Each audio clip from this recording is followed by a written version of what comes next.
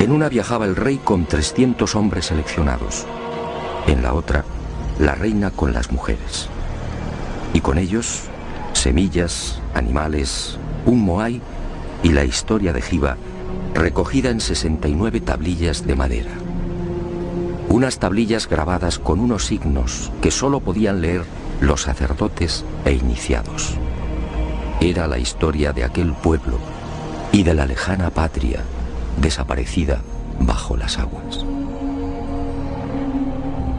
Después de no pocas calamidades y tras 66 días de navegación, aquel pueblo avistó al fin la tierra prometida. Se trataba en efecto de una isla mágica que el rey bautizó como el ombligo del mundo.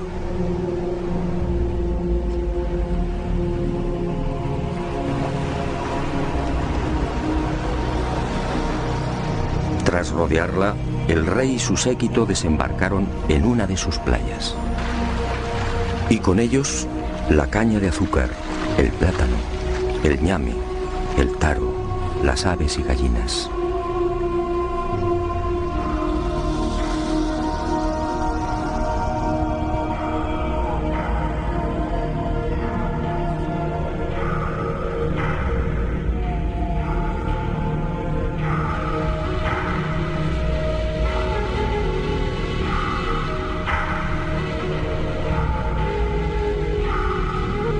Y junto al rey, junto a los artesanos, agricultores, pescadores, adivinos, sacerdotes, mujeres y niños, desembarca también el símbolo de aquellas audaces gentes. Un símbolo que ha perdurado hasta nuestros días. Un símbolo cargado de misterio.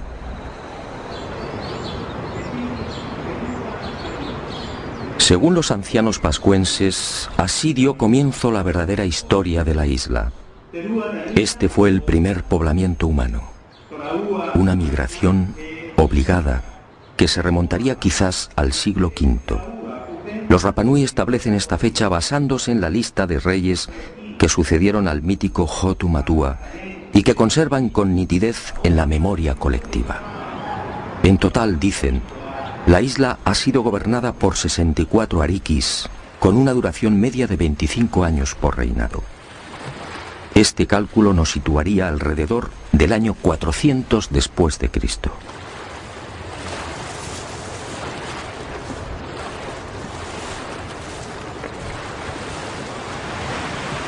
Algunos especialistas, sin embargo, fijan el desembarco de Hotu Matua y los Hanau Momoko o gente delgada en una época más reciente. Sea como fuere, en lo que sí coinciden científicos y Rapanui es en el hecho de que la isla se hallaba despoblada cuando Hotu Matua la pisó por primera vez. Y no es de extrañar, dadas las enormes distancias que la separan de las costas más próximas. De hecho, la única tierra que los pascuenses alcanzan a ver desde su isla es la luna. Hei tātou, aki runga era, o te manawai, ko te pokouri, ko te pumahore, ahau maka. Kara o te wā e ki te aroe, hua rewa ko akaha, I ananei, ko te hatinga ko he ahau. La siguiente pregunta a los custodios de la tradición Rapanui fue obligada. ¿De dónde se supone que procedía Hotu Matua? ¿Existió realmente el país llamado Hiva? Para la mayor parte de los científicos, el hundimiento de esas tierras es pura leyenda. Para los pascuenses, en cambio, Hiva Marae Renga fue real. Así lo dice su historia. Y los ancianos cuentan que Hiva formaba parte de un gran continente situado hacia el suroeste y a 2 meses largos de navegación. Pero el océano se lo tragó y hoy solo es un lejano recuerdo. Y los Rapanui, agradecidos por el interés de aquel extranjero, fueron a revelarme un secreto que, según ellos, confirmaría lo que habían recibido por tradición oral. Según esta información, en la isla de Pascua existe un punto que señala directamente a Hiva, a la antigua patria, Al oeste de la isla, en efecto, se alza un grupo de moais conocido entre los isleños como los 7 exploradores. Los Rapanui aseguran que fueron levantados en memoria de aquellos 7 audaces súbditos de Hotu Matua, enviados por el rey para confirmar el sueño del mago Haumaka. Curiosamente, son los únicos moais que miran al mar.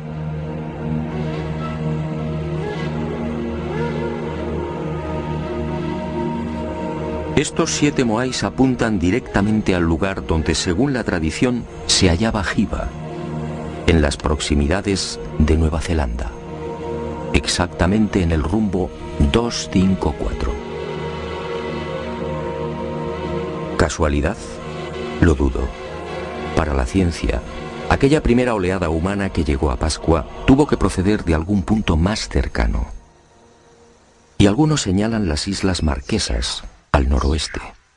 Otros incluso aseguran que Hotu Matua y su gente pudieron navegar desde las costas del Perú o de la India. Los pascuenses lo niegan. Hiva, dicen, era parte de un continente que ocupaba una gran extensión en el Pacífico Sur.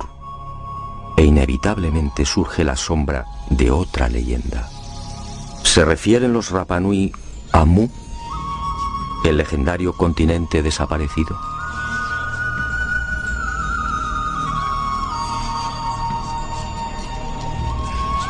Lo cierto es que Hotu Matua y los primeros pobladores del ombligo del mundo, llegaran desde donde llegaran, trajeron consigo una cultura tan esmerada como desconcertante. Hoy, la isla de Pascua es identificada casi exclusivamente por sus moais.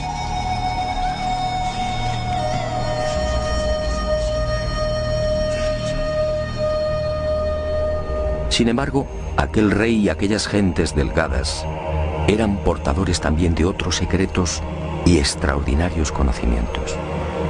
Una sabiduría incomprensible para aquel remoto siglo V. Según la tradición Rapanui, al segundo día de su llegada a la isla, Bakai, la esposa de Hotu Matua, dio a luz a su primer hijo. Se trató en efecto de un parto submarino.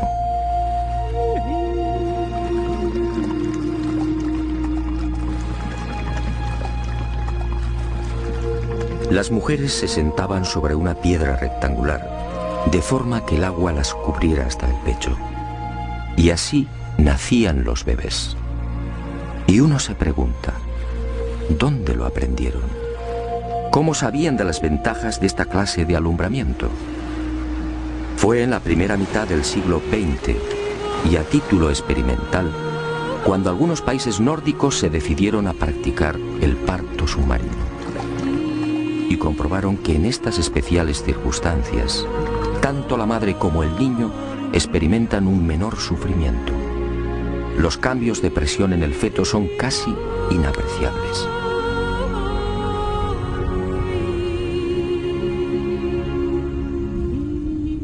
Con la llegada a Pascua de la civilización, o debería decir de la supuesta civilización, esta ancestral costumbre se perdió, como se perdería también otro ritual igualmente insólito y que, según la tradición, procedía de Hiva. Las embarazadas eran trasladadas a la ciudadela sagrada de Orongo. Una vez aquí, los sacerdotes recogían el líquido amniótico, siendo utilizado por reyes y reinas para el cuidado de la piel y en las ceremonias de fertilización de la tierra. ¿Cómo sabían los primitivos pascuenses del poder regenerativo del apnio?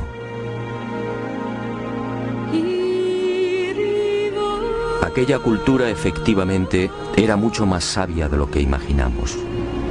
Pascua es una isla de origen volcánico, con un terreno hostil, pedregoso, casi permanentemente azotada por los vientos alisios y con un manto vegetal de apenas 50 centímetros. Y sin embargo, aquel rey sabio y prudente consiguió el milagro. En Pascua floreció la caña de azúcar, el ñame, el plátano, el taro y el camote. ¿Cómo lo lograron? Muy pocos conocen el secreto del rey Hotu Matua. Al llegar a la isla, aquellos